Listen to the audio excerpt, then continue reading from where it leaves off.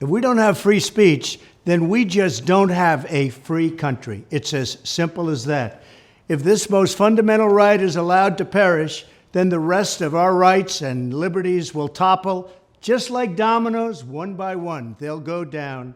That's why today I'm announcing my plan to shatter the left-wing censorship regime and to reclaim the right to free speech for all Americans.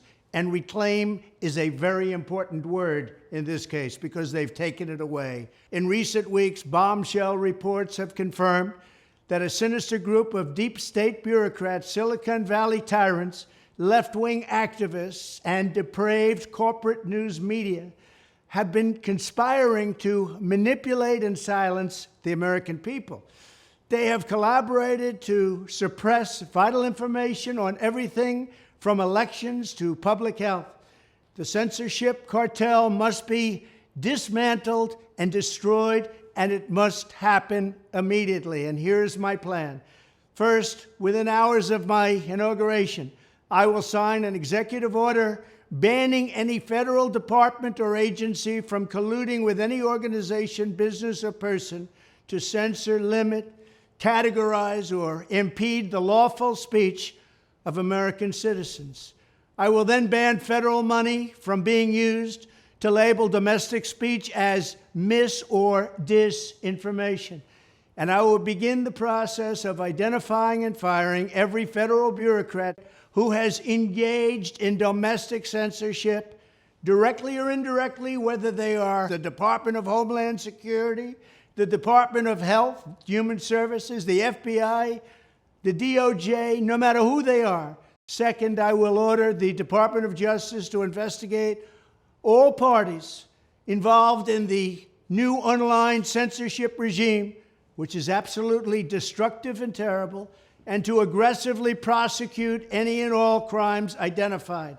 These include possible violations of federal civil rights law, campaign finance laws, federal election law, securities law, and antitrust laws, the Hatch Act, and a host of other potential criminal, civil, regulatory, and constitutional offenses. To assist in these efforts, I am urging House Republicans to immediately send preservation letters, and we have to do this right now, to the Biden administration, the Biden campaign, and every Silicon Valley tech giant, ordering them not to destroy evidence of censorship. Third, upon my inauguration as president, I will ask Congress to send a bill to my desk revising Section 230 to get big online platforms out of censorship business. From now on, digital platforms should only qualify for immunity protection under Section 230 if they meet high standards of neutrality, transparency, fairness, and non-discrimination. We should require these platforms to increase their efforts to take down unlawful content such as child exploitation and promoting terrorism, while dramatically curtailing their power to arbitrarily restrict lawful speech. Fourth, we need to break up the entire toxic censorship industry that has arisen under the false guise of tackling so-called mis- and disinformation. The federal government should immediately stop funding all nonprofits and academic programs that support this authoritarian project. If any U.S. university is discovered to have engaged in censorship activities or election interferences in the past, such as flagging social media content for removal of blacklisting, those universities should lose federal research dollars and federal student loan support for a period of 5 years and maybe more. We should also enact new laws laying out clear criminal penalties for federal bureaucrats who partner with private entities to do an end run around the Constitution and deprive Americans of their First, Fourth, and Fifth Amendment rights. In other words, deprive them of their vote. And once you lose those elections, and once you lose your borders like we have, you no longer have a country.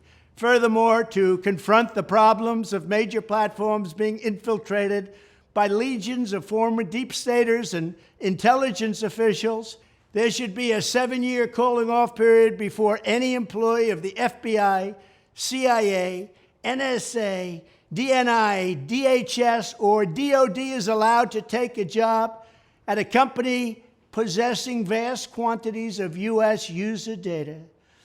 Fifth, the time has finally come for Congress to pass a digital Bill of Rights.